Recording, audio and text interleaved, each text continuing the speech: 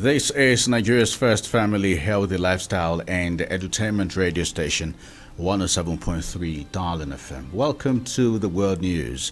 I am Paul Emoghene. Here are the headlines. President Muhammadu Buhari appoints Ogbonaya Orji as Naiti boss. Imo State government set to stop indiscriminate waste disposal. NAFDAC approves AstraZeneca COVID vaccine, and 2.6 million Palestinians register to take part in first elections in 15 years. Details shortly.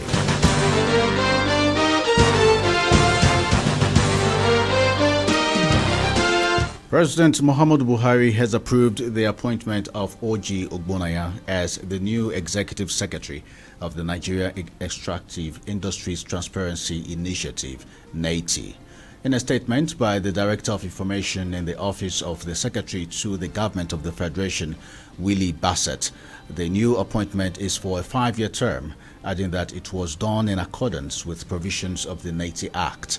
His appointment followed the expiration of the term of office of the immediate past Executive Secretary of the organization, Waziri Adio, and is stated to take effect from Friday, February 19th, 2021. The statement added that the president charged the new executive secretary to use his new office to serve Nigeria with diligence and promote honesty and transparency.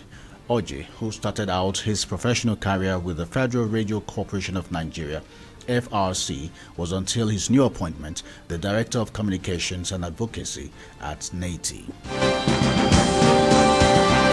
National Agency for Food and Drug Administration and Control, NAFDAC, says the agency has approved the AstraZeneca vaccine for emergency use authorization.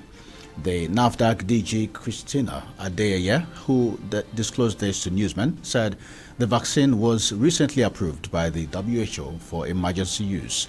NAFDAC DG also stated the safety committee intention to work immediately to evaluate the safety and efficacy of the vaccine, which was gotten a week ago for Nigerians. Governors under the aegis of Nigeria Governors Forum have offered to cede portions of the excess crude account and other funds to support the purchase of additional hardware for security forces to combat insecurity. Chairman of the NGF and Ekiti State Governor Kayode Fayemi said while briefing the newsmen on the outcome of an emergency meeting of the forum at the Aso Rock Villa, Abuja. Fayemi said the governors have expressed their interest in strengthening the judicial system so that they can accelerate access to justice for victims of crime and criminality in the country. He noted that crime and criminality should be comprehensively prosecuted wherever they may occur without ethnic, religious, or any other coloration, while adding that they are irrevocably committed to the protection of lives and property in their states. Imo State government says indiscriminate disposal of waste in the city will no longer be tolerated, as the government has put in place measures to check the excesses of those who deliberately violate environmental rules with wastes they generate daily. The state government frowns at the manner hotels and eateries in the state dispose sewage into waterways, saying such will no longer be tolerated. Briefing newsmen after the regular weekly Executive Council meeting presided over by Governor Hope Uzodinma, the Commissioner for Information and Strategy, Declan Emelumba, said the government had taken steps to deal with the improper disposal of waste by hotels, and eateries into waterways. He said a committee had been set up to look at the location of the various hostels and eateries in the state capital and ascertain whether they are located and built on the appropriate places. He added that the hotels, eateries, and event centers cited at a wrong location will be sealed up by the Owerri Master Plan, and the owners will be arrested and prosecuted by the Entraco Law No. 2. Also in Imo State, the Commissioner for Finance, Chukwuemeka Okoro Nathan Chuk, has debunked reports making the round that the Imo State government borrowed a loan of 8.9 billion naira. Honorable Chooks, who disclosed this to journalists in Owerri, clearly pointed out that the state did not borrow any loan. Rather, the state only did what he described as discounting from the federal government.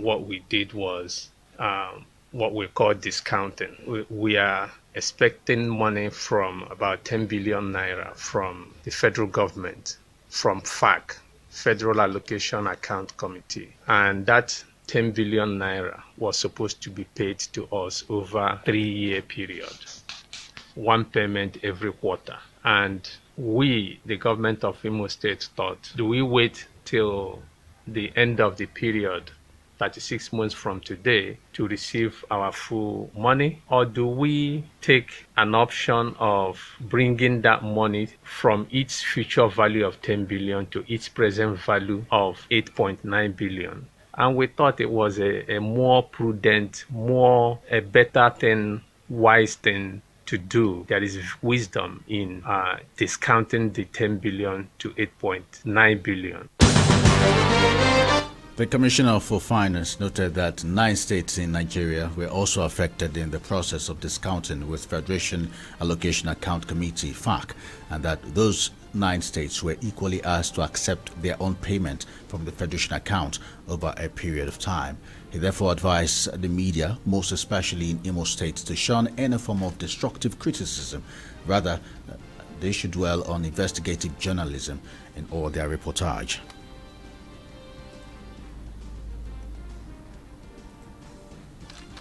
My message to them is that it's always good to verify before you write, and make sure that whatever you are writing is not just to inflame or partisan in any way, but what the truth is all about. But I'm also willing to give them a pass that maybe they did not really understand what discounting is all about, and so they just assumed it's a loan.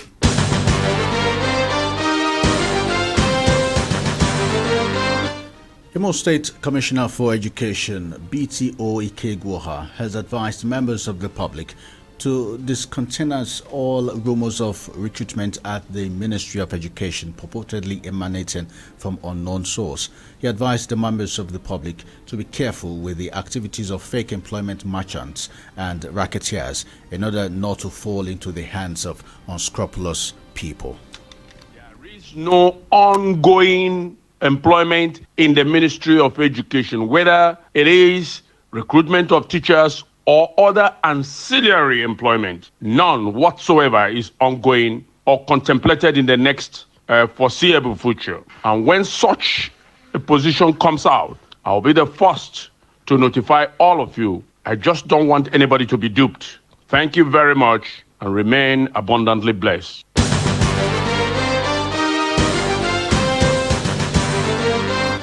Sokoto State House of Assembly has passed a bill for the establishment of the State Hisbah Board. This followed the adoption of the report of the House Joint Committee on Religious Affairs, Judiciary and Human Rights at plenary.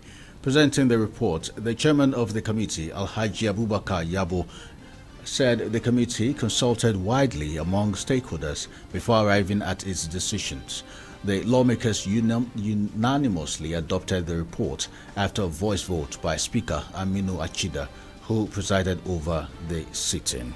This is 107.3 Darling FM, Owerri. If you're just joining us, you are listening to the World News. In the news, President Muhammadu Buhari appoints Ogbonaya Orji as Naiti boss. Imo State government set to stop indiscriminate waste disposal. NAFDAC approves AstraZeneca COVID vaccine. Still to come, 2.6 million Palestinians registered to take part in first elections in 15 years. Still ahead is business and entertainment news. Stay tuned. Peace up.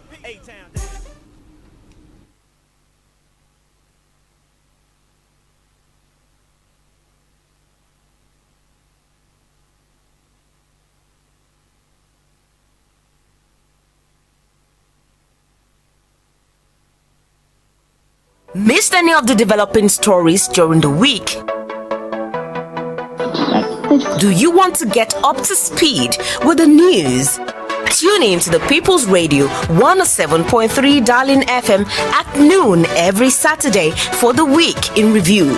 The Week in Review, reminding you of the week's stories today.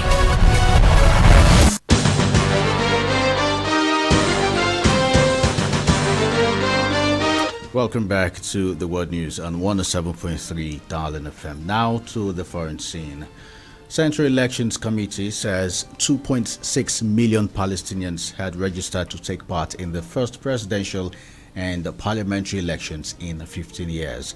On its website, the committee said that this represents 93.3% of the Palestinians who have the right to cast their votes in the elections. However, the Electoral Committee said it will investigate the reasons behind this change of the polling centers for Palestinians from the West Bank city of Hebron. In May, July, and August, the Palestinians are going to elect their MPs, president, and members of the Palestinian National Council consecutively.